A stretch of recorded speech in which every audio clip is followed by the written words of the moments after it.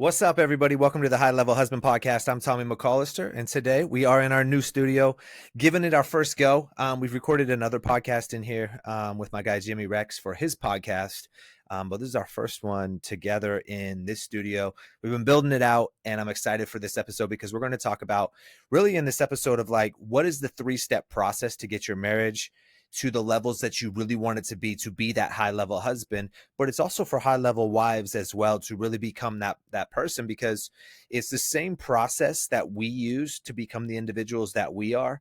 We're always going to say that it starts with the husband and then that transfers to the wife, but it's the exact same steps and process. So if you're in a spot where maybe you're struggling, maybe you're in divorced or you're separated, or maybe you're just in a spot where you're good and you're just looking to get to great, this same process works over and over and over again, no matter where you're at. And it's the same process we still use to this day to grow our marriage. And so we're going to break this down for you and whatnot. We're going to share some cool stories and things and just like personally how we've used it, and then some tactical, practical steps that you can use as well to take it. So, babe, let's get into it. I mean, Yeah, welcome to the new studio and all of yeah. that thing. It's great. I love Um, it. it's kind of like building IKEA furniture. That's one thing I don't ever recommend for couples to do together in so many ways. But at the same time, this was a frustrating process and things like, because I don't love technical stuff. I don't love all of that. I don't love anything that has to do with any of that. So anyways, it's been a while coming together and I'm stoked to get into it. So with that being said, babe, our 3-step process, we actually call it the biblical masculine revival process. So it's the BMR method. If you guys ever hear us talking about it, it really is something that works. And it's, sometimes when I say this, it feels weird because I always say it's like of God, right? Yeah, But really everything we teach is of God because we are seeking him so bigger than anything of that. absolutely. I mean, if that's our number one thing in our life and the order of our life, then that has to be the biggest thing that we coach on as well. I mean, through our whole program. Yeah, and so sometimes when people say, well, you guys are, oh well, I mean, I love God and all things like that, but like, I don't know. I mean, I don't think that that's the issue in my marriage. Oh, it is, and I'm not trying to be a jerk, but it's the main issue in your marriage and in your life. If you struggle with anxiety, depression, unfulfillment, anything like that, it's 100% because you don't have a deep relationship with God. Hmm. And then that's just the truth. There is no way around that. And this is for people who are secular and maybe don't believe in God. And I might get some pushback on this and whatever. I just know it to be truth because I've been on that side where, I mean, I've always believed in God, but I was like a 1 out of 10 for a long time. And we got the things of the world and they did not bring happiness. And I'm not saying you can't live a good life without God. You'll just never live a phenomenal, mind blowing life and actually be able to do all the things that God has for you without him. And so I know that's kind of hard for sometimes people to hear, Hmm. and honestly, you were there in the beginning. Oh yeah. I mean, my relationship with God and becoming such a faith-filled person completely changed my life 100%. I mean, I can't even imagine what my life would be like now if I go back like right now where we're at in life and my faith life was back to where it was like 1 out of 10. I mean, I would be stressed, I would have anxiety, just as you were saying, all of those Yeah. things. I would just be a mess. Yeah, I mean, just even you speaking that right now. And I know, guys, we're going to tell you the process here in a second. Just having a conversation here is just like listening to that, everything we've been going through and are going through. Like, it wouldn't be possible because, we always talk about how we haven't argued and things like that in Hmm. 10 years and all these other things. Like, that would not be possible without that. I'm not saying like just even building this podcast studio had like its frustrating moments, not with necessarily with you, but Hmm. it's in things like that. We wouldn't be able to make such big moves with such confidence without having that relationship with God. And we wouldn't just be like, all right, we're pushing all of our chips in. It's like playing, life is almost sometimes like playing like Texas Hold'em poker. Like we push our chips all in, but instead of it being like, well, I don't know, am I bluffing? I don't know what cards they have. Like I know what cards I have, and Uh-huh. I know when I push all in, I feel like I'm playing with that royal flush. If you guys don't know poker, that's like the highest hand you can get. I really do feel like I'm put when I push all in. It is with confidence, and it doesn't just happen just because you get saved and like the overnight. Like that's how you feel. No, it's through a process. of doing that. So anyways, we could talk for all this whole podcast on that, but what I really want to do is just dive a little bit deeper into this actual process. And so, like we said, it's called the BMR method. And what it is it's a three-phase process, and you cannot skip any of these steps because it doesn't work without it. So the very first phase is a reset phase. The second is an attraction phase, and the third is a connection phase. And everybody always says, oh, well, marriage it takes two to make it great. And you're right, it does, but it always starts with one. And if it doesn't start with one, I'm telling you right now, enjoy staying with where you're at because you're waiting for your wife or your husband, vice versa, to do something. And then now the chips are all in their hands and you can't do anything. You control what happens when you decide to do this. And sometimes it's a fast process and sometimes it's a slower process. It really just depends, one, on your situation, and two, on what God's plan is for you, because not always does he want us just to be like, here we push our chips in and he's like, voila, everything's fixed. No, it's a proper process of preparation. So you're actually ready for it. So I know for us, with multiple different levels that it took us to get there. But let's just break it down real quick, babe. Like the very first step, like I said, you cannot miss any of these steps and just go to the last step. And this is where therapists, where counselors, and where a lot of people go wrong is they want to start in the connection phase. Right. But how are you going to start the connection phase if you haven't even fixed the two people that are the problems? Right. And so it's like, well, I'm trying to build better communication and intimacy and all this other stuff. It's like that is almost impossible Mhm. if you haven't fixed the direct problem, which is always the individuals, our past hurts, our traumas, our pains, our insecurities, all these other The way things. we're living our life and the things that we're doing every day. Yeah, I our mean, habits, our huge. actions. Maybe we're overweight. Maybe we have an addiction. Maybe we're watching porn. Maybe we have terrible friends around us. Maybe we hate the career we're in. Maybe we hate the city we're living in. Hmm. It's so many things that are involved, Hmm. and then that's what gets brought to the marriage and just comes out through you. It's like a husband when if he runs a big business and he's stressed. A lot of times he takes that out on his spouse and kids, and it's not that they're the issue. Now maybe they're not being their best versions of themselves, but they're Right. not the issue. I lived this with my dad in a lot of ways. He would take a lot of his own personal stuff out on us. And so it's the same thing. If they are trying, they're bringing all that to the relationship. So if we just start with like, hey, better communication and intimacy, you can fix the issue for a little while. It's just like if somebody does a keto diet or does any of those other things, they'll get transformation at first if they implement those steps, but it's not sustainable for the long run. And Mm-mm. it's the same thing in this. If you don't fix the underlying issues, I can have better communication with you. I can have the techniques that where I listen and understand and let you be seen and heard. For a I, few weeks until all those other things start popping back up again. absolutely, because you'll be faking it the whole time. You'll Hmm. literally be faking it the whole time, and it will eventually come out. And that's just what it is. But if you fix those issues, then when you learn those techniques, they actually work because it's not going to falter because you fix the underlying of the issues of that. And so let's just break it down from the beginning. The very first step is the reset phase. And what the reset phase really is you just imagine yourself as like a computer. We've all had a computer and it runs slow after a while, right? Well, that's because we got a virus on it or we've just downloaded a million We things. collected a lot of things on it, just Yeah, as we do in our own lives. we've written papers, we have all these other things, we put all these other apps and programs and all these other things, and it runs slow, right? That's And after a while we need to do two different things. We need to power reset it, we need to turn it off and turn it back on, and then it runs smooth, right? If we get to that point where it just freezes up, right? Well, that's a lot of people's lives. We just freeze up because we're just overloaded. That's us being overwhelmed. That's us being frustrated. That's us being defensive. That's us being angry. That's us using other things like substances or whatever it may be to soothe us. That's when we get to that spot. We just got way too much going on underneath the surface and we freeze up, right? Or a lot of times with computers, you just need to factory reset them Hmm. back to the actual starting spot as like when you got it, when it's just like fresh out the box. It's And clean.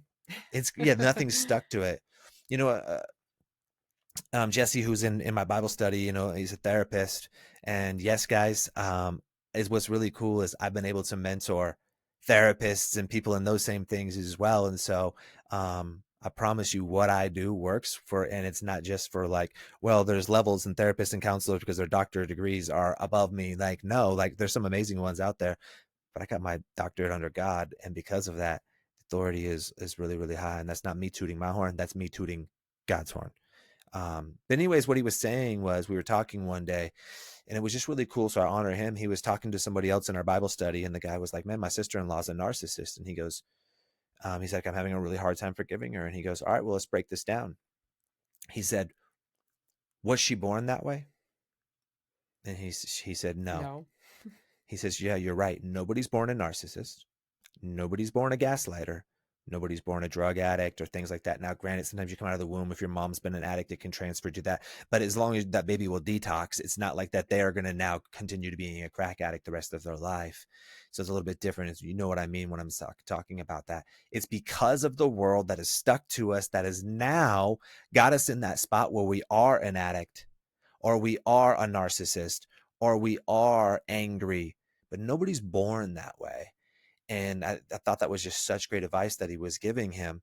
And so it's the same thing when our computer is that we need to factory reset it to like when we're born to a certain extent of all those things that have stuck to us.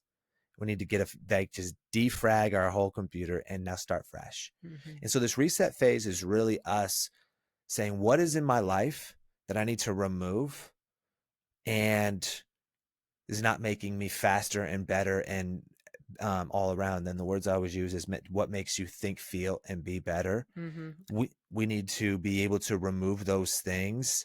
And I'm going to get into a second one. I'm going to toss it to you here in a second, babe. And I'd like to talk about like the things we've removed, but we really needed to remove things from our life personally because we got to a spot in our life where we had a decent amount of money where we could pretty much do whatever we wanted, go out to dinner, buy whatever pay-per-views. Like I was into fighting at that time, like UFCs. We could take trips around the world.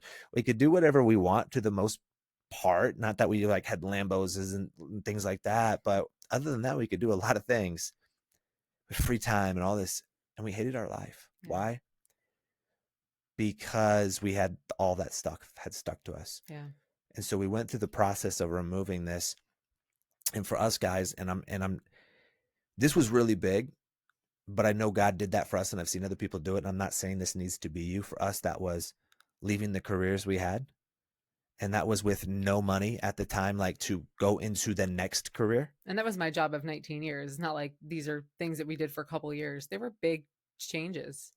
Really big changes. Yeah. Like you said, 19 years for you. For me, I had been doing that what I would be doing at the time was, you guys know my testimony. I was growing weed illegally for 8 years at the time. And I had a career before that. And so I don't need to get into that whole process of how I got into that spot.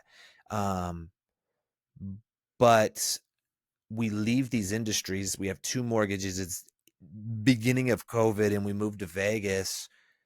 We had to remove all that from our life because we were so miserable.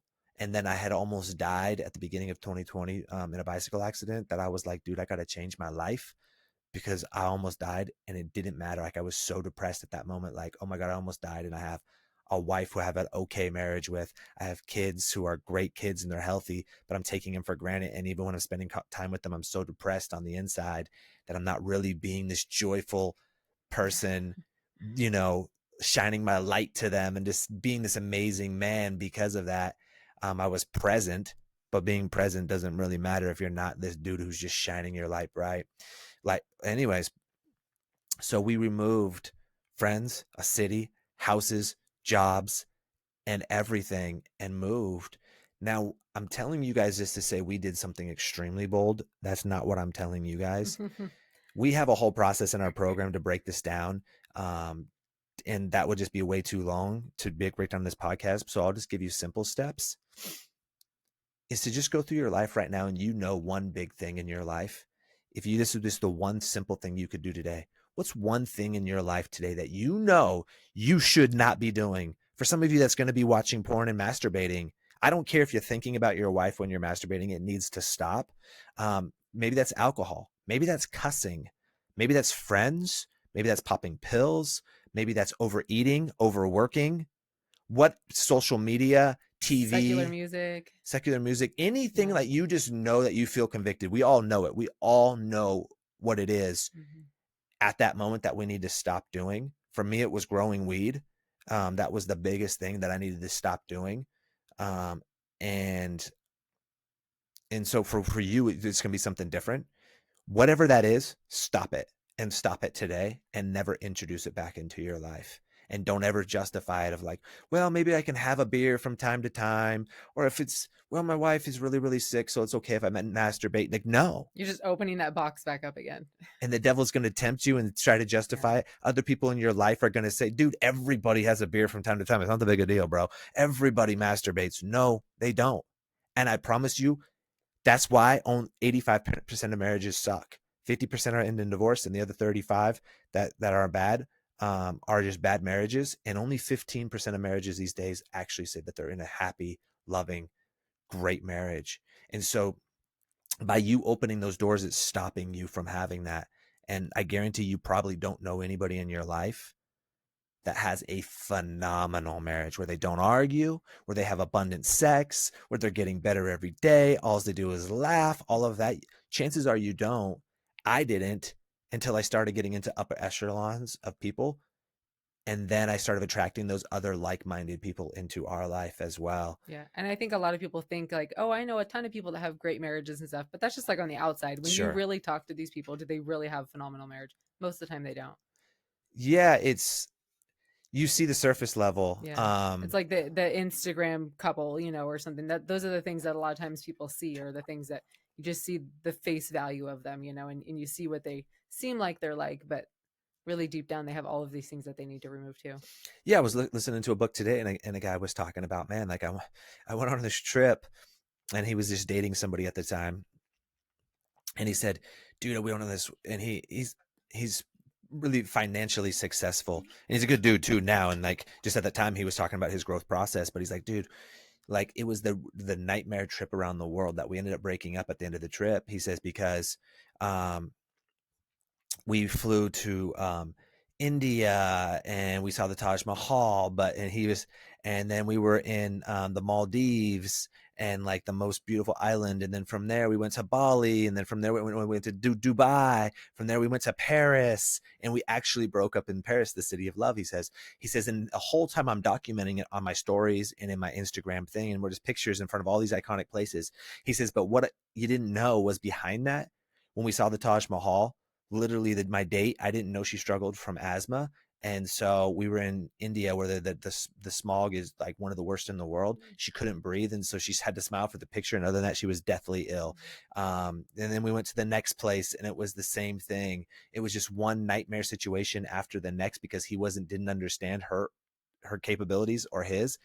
And because of that, he was posting on social media that the life is amazing. This couple is at all like, wow, dude, I would love to be at the Taj Mahal this day. And then 2 days later at the Eiffel Tower, 2 days later on the beach in the Maldives, 2 days later in Dubai, right? Like, and what he was saying was that was all a facade. Everybody thought I had the perfect life. But after those snapshots, we were arguing, we were hating each other. And then we got to the point we broke up. So you don't really know. You think couples have this great life, and they really, really don't.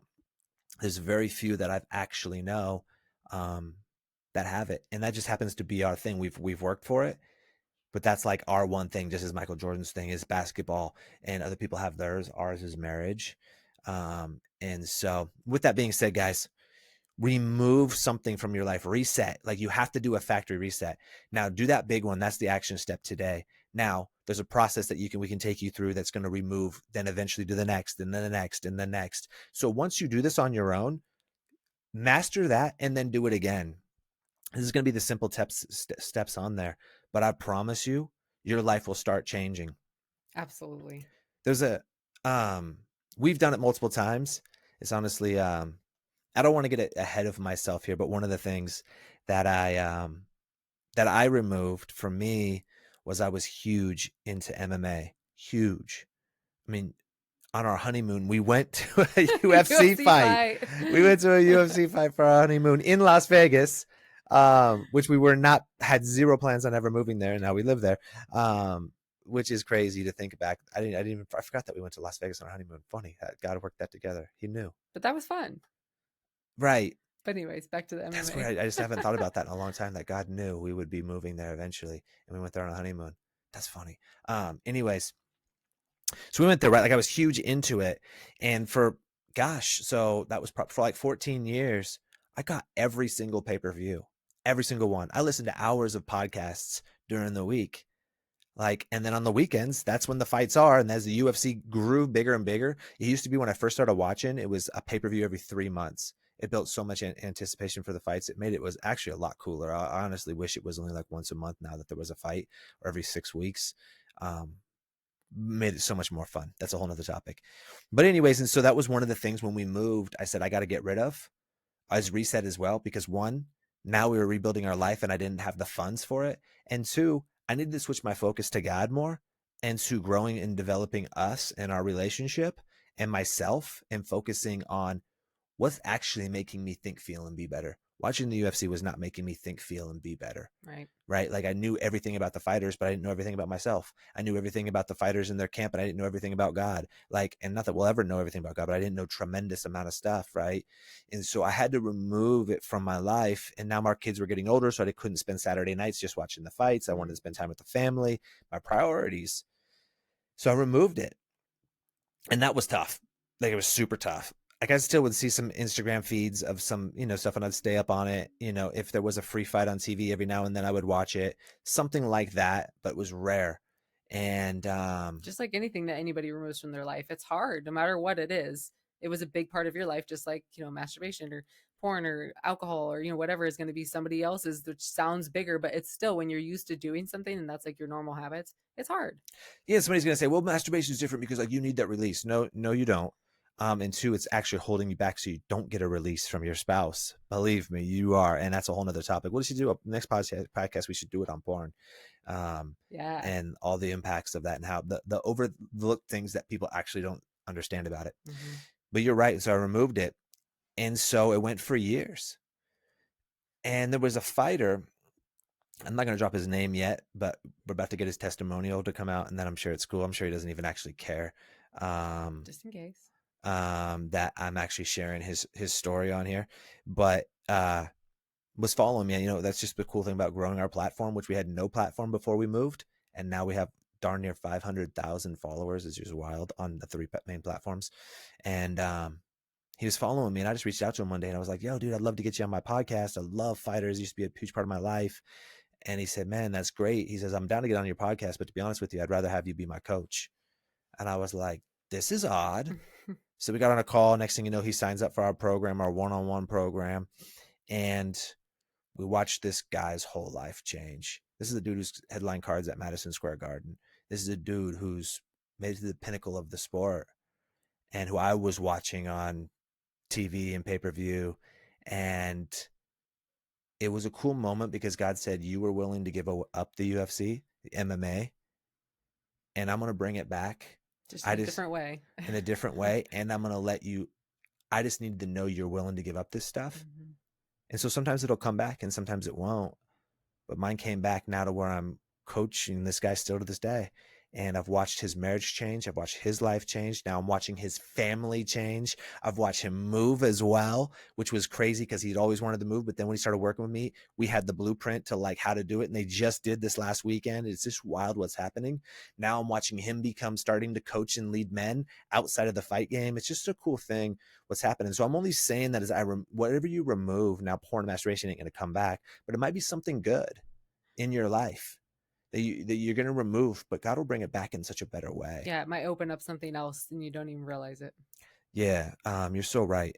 My vision is one of these days I'm going to be walking out the uh, to the octagon with him when he goes out to fight. And I visualized it, and I think it's actually going to come true. And that will be wild that God removed it, or I couldn't even watch it.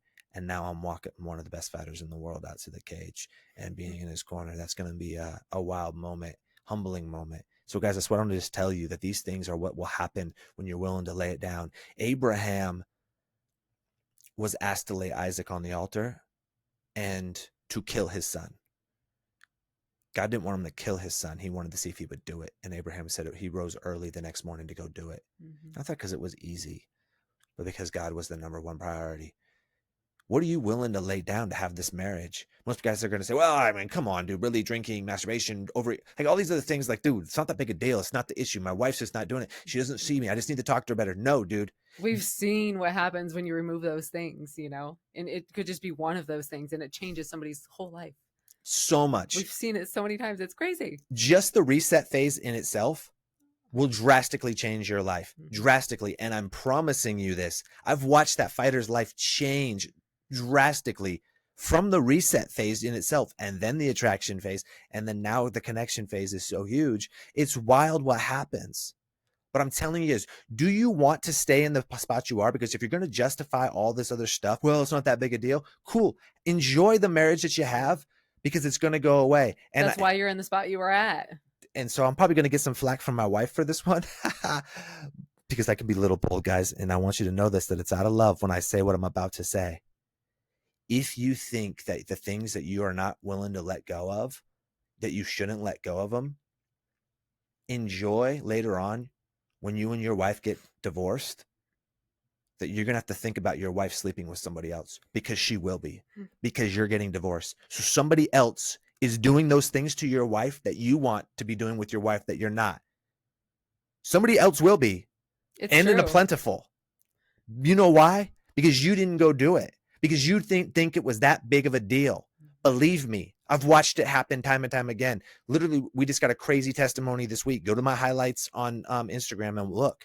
There was a text message that came through from a guy, and he was saying, dude, and when he came into my program, this dude was like, after a few weeks, he was like, man, I don't know, bro. I don't know. I think I joined for the wrong reasons. I don't know if this is going to work, dude. Like, I'm not getting any more sex. And I think that's all I really wanted, was just like to have my wife sleep with me so much more. I don't think this is going to work. And I was like, bro, stick to the course and the plan. And other guys in the community, because the brotherhood that we have for this community is so amazing, jumped in on him and was like, bro, I was there. Stick to the course. It works. Promise you. This dude just finished 4 months. Literally, no joke. I've watched this guy's life drastically change. Huge. That in this message this week, he said, bro, have had more sex in these past few weeks than I have in my whole marriage. And he's been married for 20 years. And he says, dude, it's getting to the point where I haven't said it yet, but I'm going to have to tell my wife to back off because I can't have any more sex. And he's like, dude, it's wild. And it's because he followed the process. Because he just wanted me to be like, dude, just do this, this, and this. Like, just go talk to your wife this way, and then she goes sleep with you. If it was that easy, then everybody would have a 100% marriage. You can't keep your habits in your life. Those are the things that are repelling your wife. Whether she knows it or not, it is. Yeah. Or you know it. You have to be seen different. If you want to make a difference, you have to do things differently. That's just the truth. Absolutely. I want to see things differently. I love pepperoni pizza. I don't want to eat it every single day. Like, literally, I don't want to eat it every single day. You know what I'm saying? The only reason I eat steak every single day, do I love it? Yes. There's times when I would rather have something else, maybe some pepperoni pizza, but I do it because it makes me feel the best. I don't eat it because I'm like, man, I just want to like taste the most amazing food. I eat it because it's going to make me feel the best. Do you want to feel the best? Do you want to have no stress and anxiety in your life? Then you got to do these things. You have to remove those things from your life. And so that's step one. We're going to make this way too long of a podcast if we don't keep it ripping, babe. And so I know we all had to remove different things from our lives. You had to do things. And I think for you, it was like your job, friends. Gosh, you know, it was crazy, babe. And I didn't even tell you this. I don't know if you saw it, but so the Morgan Wallen, and is that how you pronounce the guy's last name? That's crazy. I don't even know this dude's songs. I just know who he is, but I couldn't tell you one song. And Jelly Roll just did a concert at Allegiant Stadium, which is the Raider Stadium here in Vegas. And we had some friends from our old city were in town to go to that concert. And I was a groomsman in this guy's wedding. And they didn't even let us know that they were coming to town. And nor did we last time we went up there, because we have grown so far apart. I had to remove them. Well, here's the thing about these people. I will always love them. One, drinking problems. I wouldn't say they're alcoholics, but they are very, very drinking regularly and pretty heavy. Two, smoke cigarettes. Three, are obese. And it's just like I could keep going down the list. And I'm not saying obese makes you a bad person, but it shows that your habits are not good. Right. And that's not the type of people. You're undisciplined. I have to roll with people who have discipline, so I stay disciplined as well because it rubs off. Years ago, I'm best man in their wedding, or not the best man, but a groomsman in their wedding. Now we don't even let each other know when we come to cities. We had to remove those people, and I know same thing Yeah. with you. Yeah. Well, we just had that conversation, I don't know, like a week ago or something when we were saying if we ever go back to where we came from, there's certain people that I'm like, oh, I'd almost feel obligated to spend time with, but I don't really feel the urge that I need to because I've removed myself so far from those people because they weren't helping me grow, you know? Yeah, and it's not necessarily just about us. It's just that people are in our life for a Yeah. reason or a season, Right. and those seasons and the reasons have came and gone. Yeah. Now, will God bring them back in like He did with the UFC and things like that? Maybe. Maybe. And I'm not. I don't dislike these people or anything. They're just not there for my life. And you know what? As I know, I would be a benefit in theirs, but it would probably be very uncomfortable too because we're so different. Mm-hmm. So it's mutually those things. Mm-hmm. That way. So that's the reset phase.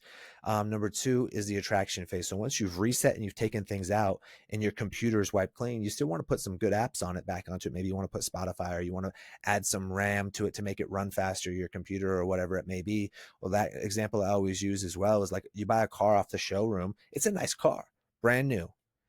But typically, you want to put upgraded wheels on that thing to make it look a little bit better, right? Because the stock ones aren't that good. You typically have to tint the windows because not all of them have all the windows tinted. Things like that. You want to do those different modifications to it to make it better. That's the attraction phase. And that's what this phase really is where you want to go in and you got to start adding things to your life because you've removed things. Now you got to add things to your life that are going to make people attracted to you. I would probably say the number one attractive thing about you these days to me is the things that you added in. Because yes, I'm physically attracted to you. I've also seen you naked 8 bazillion times, and I don't want to say it's wore off by any means.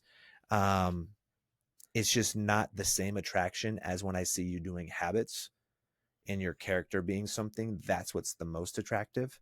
What would you say is the most attractive trait in men? Is it just like biceps and abs and they look really, really good?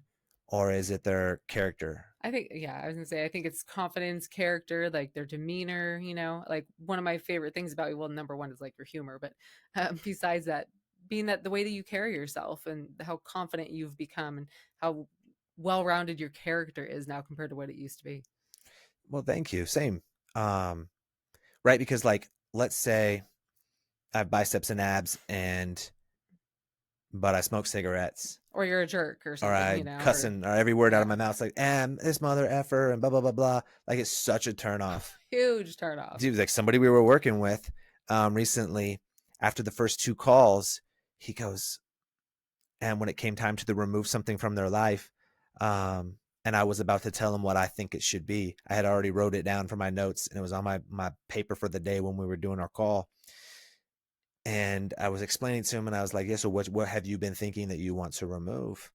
And he goes, "Bro, um, you know," and I noticed it. That's why I had already wrote it down. He goes, "Dude, um, it's gonna be cussing." He's like, "Dude, I cuss up a storm." He says, "And I've never thought it was a problem." And he goes, "But on those first three calls with you, I just kept noticing to myself, this dude does not ever say a bad word." And he's like, "Dude, I look up to you tremendously. And it's not because I think you're a prude or something." He's like, "No, man, you speak with confidence and authority, and I look up to you." And he's like, "And this dude ain't saying none of those things." And he says, "And now now every time I would cuss, it would go off like an alarm, like a little shock to me, like, dude, that's kind of unattractive." And he's like, "Dude, I'm cussing all around my family and now my kids." He said was like saying some things, "Daddy, you say bad words," like and things like that. He's like, "Dude, I didn't think it was that big a deal." And he's like, "I started noticing it." He's like, "So it's cussing." And I go, "Well, you know what's funny, brother? I'd already wrote that on my paper that's what you need. I need you to do." And since then, he's removed that. His marriage is in phenomenal spots, right?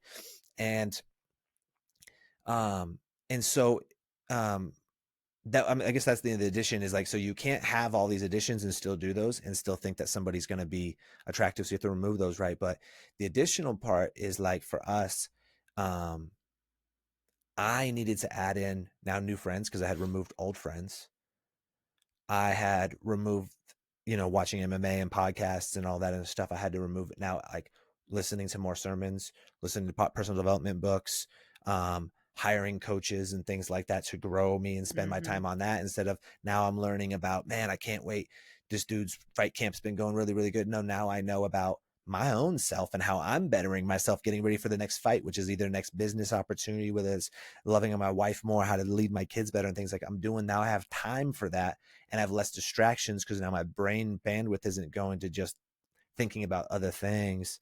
And so we added in a lot of those other stuff, more Bible reading, or now we do it every single day. Personal development, coaching, fitness, all these other habits into our life we had to add in. But it's not just physical things, guys. All of that stuff is huge part of who we became. Sure. Um, I mean, before I move on to what else that is, I'd love for you to touch on that. And I think we've touched on it plenty, but if outside of God, but you wouldn't have had the stuff with God if you didn't become disciplined and you didn't become consistent.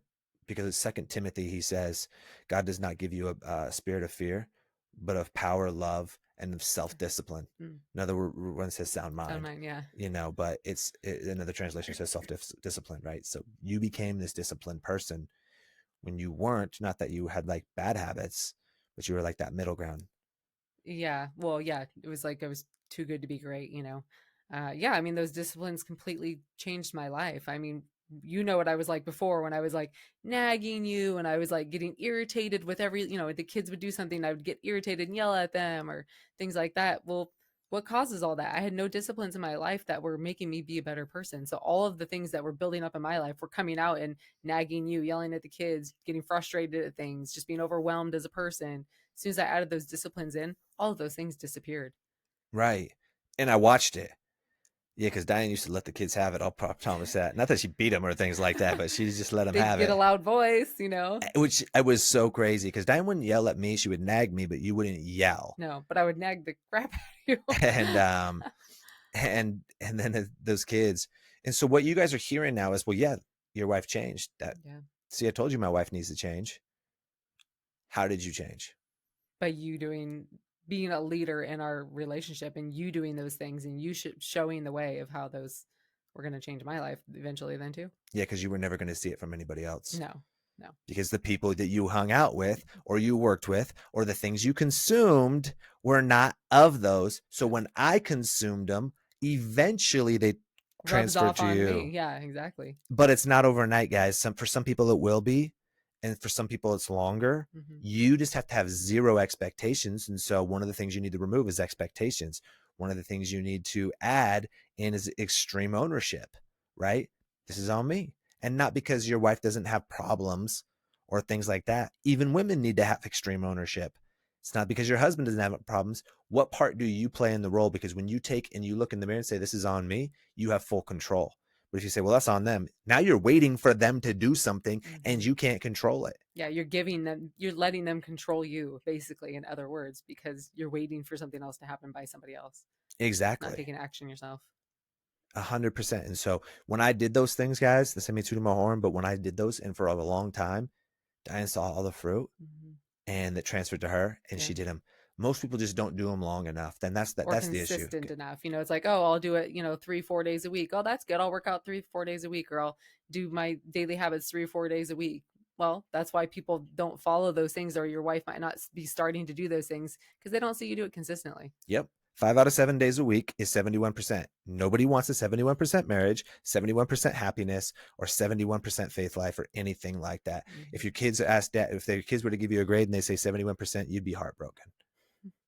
But yet, that's 5 out of 7 days a week. It's every single freaking day. Hmm. Every day. Yeah. Every day. Whether you're on your deathbed, sick, somebody in your family dies, anything. And believe me, that's been our situation. Diane's dad died, and I've spoke this many times. On the day that her dad died, she watched him get wheeled out of his house on a stretcher, in a body bag. And guess what? She still did her habits that day. And because of that, she said, devil, yo, middle finger to you, homie. That ain't happening. And yes, all you as dude. So I'm not gonna go down that path. I got a little thug in me though. Let's just put it that way. Um, dude, if you want this stuff to work, you got to do those stuff. Yeah. The day you say that, I'm just too tired, guess what? Double one. Yep. And guess who else is when your marriage is gonna take a few steps down. Yeah. The next time you do it, a few steps down. Next Yeah. time you do it, a few steps down, a few steps down. Your wife needs to see that you're a man of integrity and a man of your word, that no matter what you say you're gonna do, you do it. You do it. And if you decide to take a day off, guess what? She's whether she notices it like and makes a mental note of it or doesn't, the mental note's being known because she's seeing it. Then it'll start becoming a habit and a pattern. Mm-hmm. And it's wild of how that actually works. Mm-hmm. It's so wild. And Yeah. so, guys, add things into your life. So just what we said, this is going to keep it simple for you guys. Our whole program walks you through this thing. But to keep it simple, number one, reset. Take something in your life and remove it today. Addition, take something in your life and add it in today. Something really good. And if you don't read the Bible on the daily, I'm just going to tell you right now, that'll be the number one thing that'll change your life. And if you think, well, I don't see how that'll do it every single day for a year and watch what happens to your life. I promise you it'll change. Yes. And that's not just the daily verse that pops, that drives me nuts. I want to strangle all you people who listen, who do the Bible app and they go, well, I get the daily verse. It texts me. It's not enough. It's one freaking verse, dude. Yeah. One verse. Now, if you saw the verse, you close your phone, you go and get on your knees, and you sit and you pray and meditate on that for 30 minutes, I'll champion you.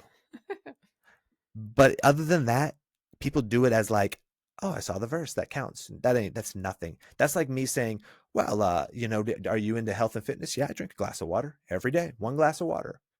Dude, you're falling way short. You need to be drinking darn near a gallon a day. You're drinking 1 glass. That's the same thing in reading the Bible. You need to be reading a chapter a day. Now, there is levels to this and how you can work through this and things, but that's why I tell all people who don't read the Bible consistently, 1 chapter a day, because then you're not basing it on your feelings and emotions and okay, I just only have a time for this today. No, I know exactly what I need to read today and get it done. And maybe you soaked it up, maybe you didn't, but because you do it every single day, eventually you will get really, really good at it. And so it doesn't take an hour. I mean, come on. Dude, 1 chapter in the Bible takes anywhere from 5 to 15 minutes. Yeah. Everybody has that. Yes. So add things in, right? And that's also not just habits, but that would probably say that'd be the best thing to do.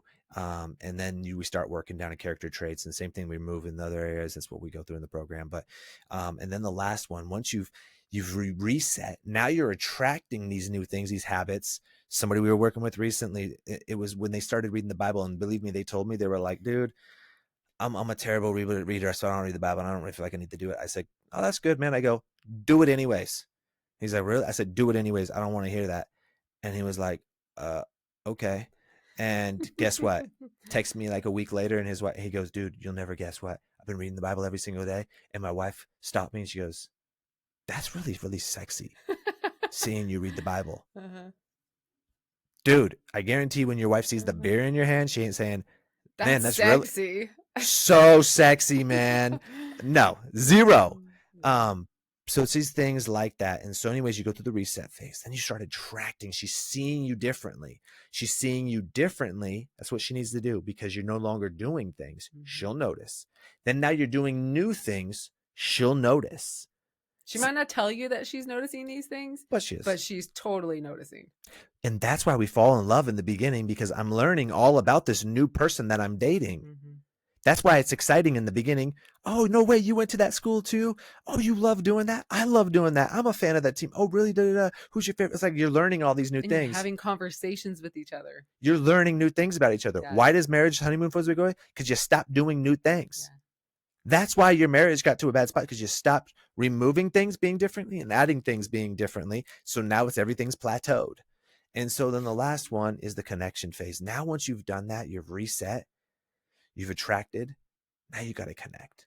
Now this is when the stuff matters, where you add in the communication and things like that. So the one tip, and I've told this one a million times, it's just because it's going to be the easiest, is you need to start actually getting to know each other. And most couples don't. Mm-hmm. And I'll be real with you. Most couples do not know each other. Most people don't know each other. No, they think that the time that spending time together is sitting on the couch at the end of the night watching, an hour program or something. It's better than being in 2 separate rooms.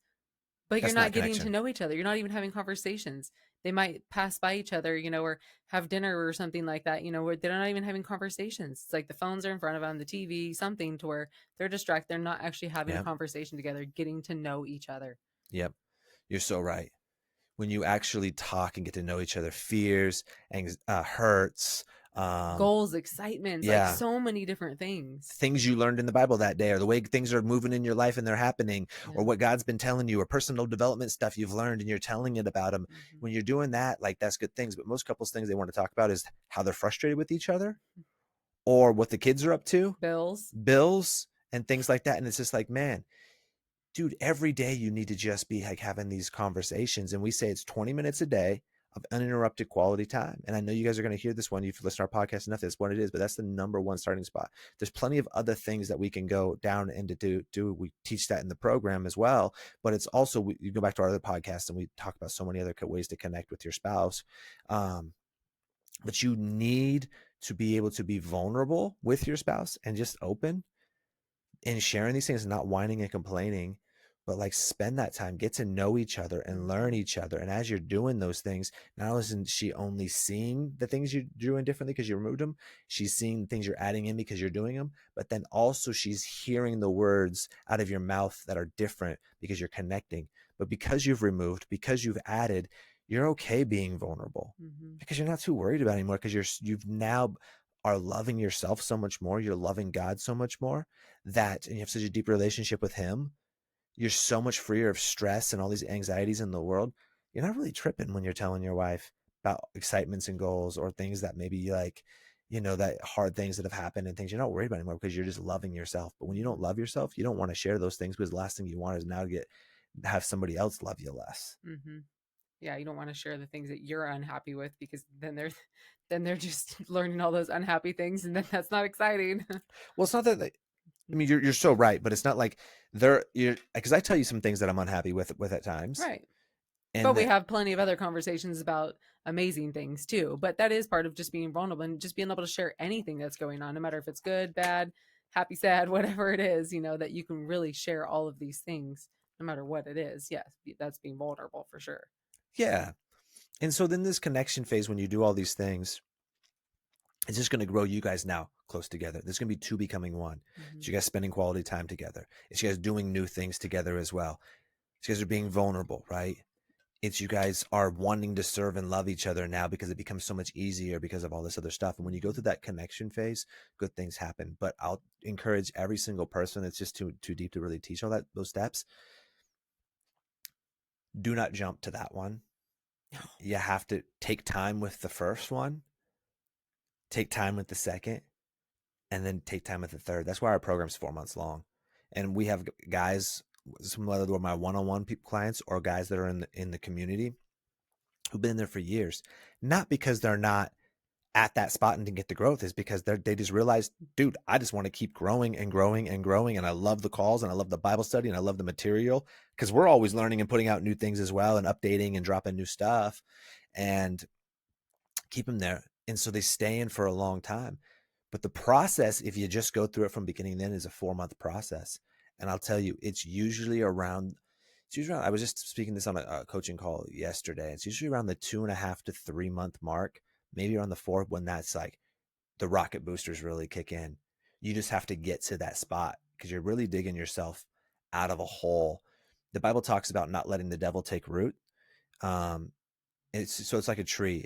If I plant a tree 2 weeks ago and it's taken root, and then I go, I'll probably be able to rip that tree out of the ground with my hand, depending on how big the tree is. I mean, I'm talking like a smaller tree, like a foot tall. But that same tree, you let it sit there for 5 years, 6 years, 10 years. Maybe some of these marriages, some of them are 20 when they come into the program. 10 years of all frustrations, hurts, resentments, all of that with those roots. Now go try to pull that tree out of the ground with your hand. Not happening. Zero. And then when you try to dig it out of the ground, those roots are so big, you will literally spend weeks if you did it by a hand shovel, if not months, trying to shovel that thing out. So, what do you think's happening when you go through a program like this? It's going to take time. Hmm. Can I come in and change your life in a matter of a few weeks? In certain aspects, yes. But that's why people have a weight regain problem and not a weight gain problem, is Right. because they get that drastic transformation, but it's not the thing that's going to last them for a while. Mm-hmm. So guys, go through your life, reset, attract, which is add in new things. And then the last one is connect. Like, get to that spot where you're doing things together. She's your number one priority. You're asking her to go to do all that stuff before you're asking friends, and she knows that you're desiring her to do those things. You're sharing things and opening up. When she asks how your day is, you don't just say I'm good. It's like, because it's just so important.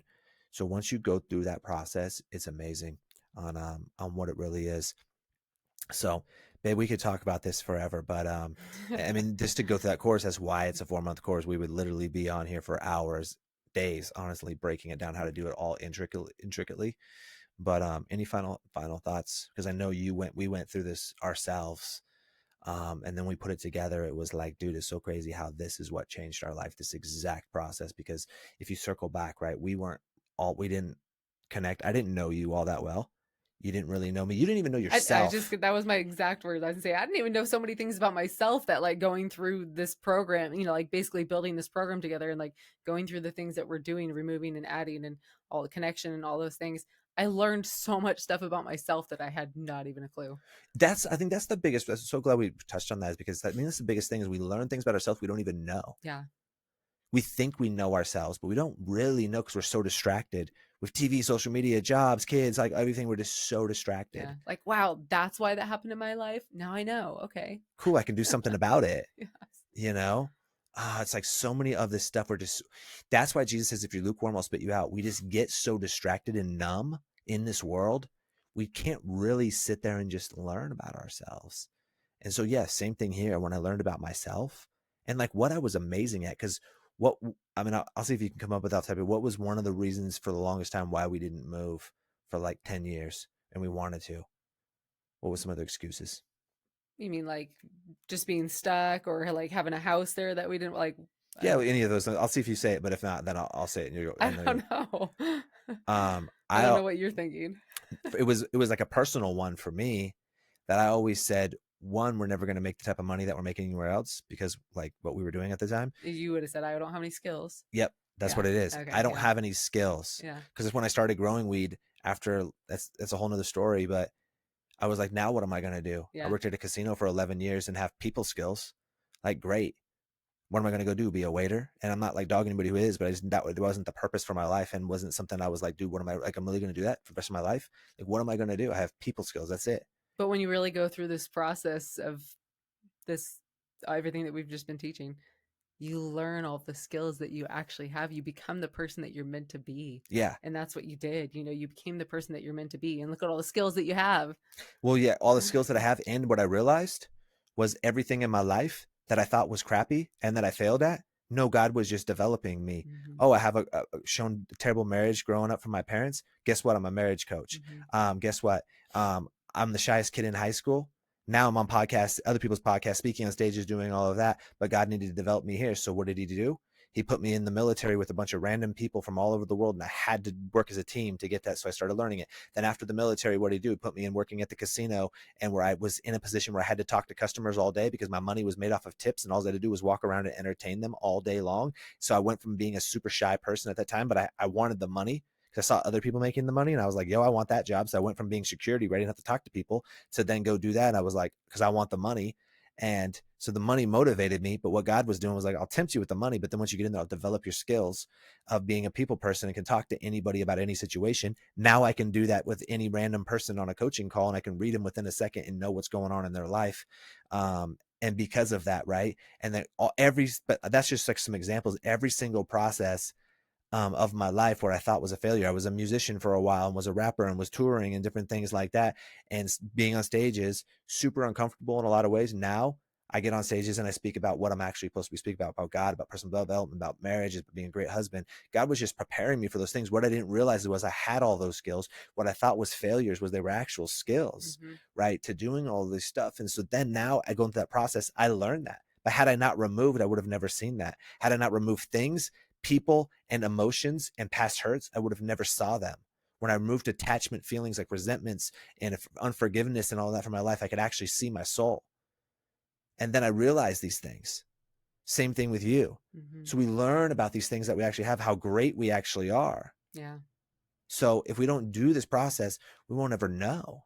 You think you know yourself, but you don't. You think you know your spouse. I promise you, you don't. Mm-hmm. You don't. Yeah. I mean, we always had a really, we always had a good marriage. I thought I knew you. Oh my goodness. You didn't know you. How could I know you? Exactly. I didn't know I had this in me. I didn't know you had that in you, right? Right. We had to develop it and discover it Yeah. during this process, right? And so the connection phase is, guys, so by me doing the first two, Dianne saw my fruit. But because of the connection phase, I was sharing about the first two, then it started transferring to her Mm-hmm. because she was in proximity, right? It's why we say it's so important to remove friends from your life or add the right friends to your life. Mm-hmm. Because it's the same way in this, they were rubbing off onto me. Now I'm rubbing off onto my wife because we're actually spending quality time. She's hearing the things I'm talking about and saying and doing all of that, and it's rubbing off onto her. Then she implements those things into her life on all of that. I start now, we're connecting so much that I'm bringing her to masterminds and conferences and things like that.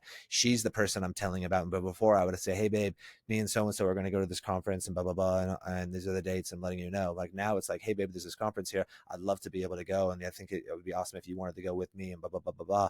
And now you feel desired, wanted, and that I want to do life with you and all these things. And then like, that's what women want. And so it's a cool process. So guys, whatever you think you know right now, I promise you, you don't. And this process will take you there. Anybody that ever, I know I mentioned our program. I'm not just trying to tell you, like literally listen to these podcasts, you'll grow a ton. Listen to our content. But if you want to get into our program, go on Instagram and DM me and say you're interested in our coaching. That'd be the best way. We can always send you a free resource as well. You could ask about that. But if you want into our coaching, then we'll take you through the application process. And if you're a good fit, then we'll jump on a strategy call and see if you're a good fit from there. And I promise you, your life will change. And do not make it financial an excuse, because during this process, we spent an insane amount of money we thought we didn't have. Mm-hmm. And you've heard me say this. If you listen to my podcast for a while, you already heard me say this a million times. We literally sold our second car for our family of four to be able to invest into coaching. And it was the best money we spent because this is who we've become. Be willing to do crazy things and good things happen. God asked Abraham to put Isaac on the altar, kill his only son. Are you willing to put your car on the altar? Be willing to do crazy things so you get crazy results. Well said. If not, if you're only willing to invest a tiny bit, you'll get tiny results. Yeah. If you're willing to like really make something that's going to make you uncomfortable, you'll pay attention to it. The old line is what you pay for, you'll pay attention to. If I send you a free PDF, you might listen to it, you might do it, or even this podcast, you might do the steps, you might not. But you put your money down on the line, oh, you won't pay attention because you want your money's worth out of it. Yes. So it's like when you go to a buffet, right? Like when you go to like all-inclusive resorts, which you want to get your money's worth. Well, no, what I was going to say was you get like all the desserts, you take one bite out of it and you throw it away. Yeah. But if you go to a high-end restaurant and you buy a $25 slice of cheesecake, you eating every last bite of that, whether you're full or not.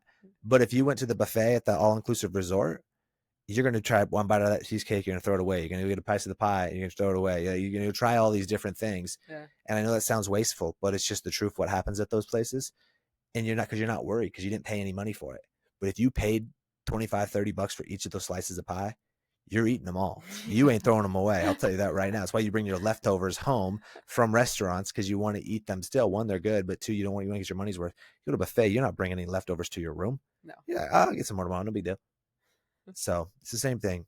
What you pay for, you pay attention to. So anyways, guys, we love y'all. God bless you. I just want to close with a little prayer today. God, I ask everybody who's listening to this today that their hearts are transformed and changed, not because of me and Dianne, but because of you. You are the person who just brings your super and meets our natural, making us all supernatural. So Father, we thank you. We ask that everybody's hearts are changed, because their hearts are changed, their families are changed, their businesses are changed, their kids are changed, their communities are changed, and let them understand that you have so much more for their lives. We love you so much. And in the mighty name of Jesus, we pray. Amen. Amen.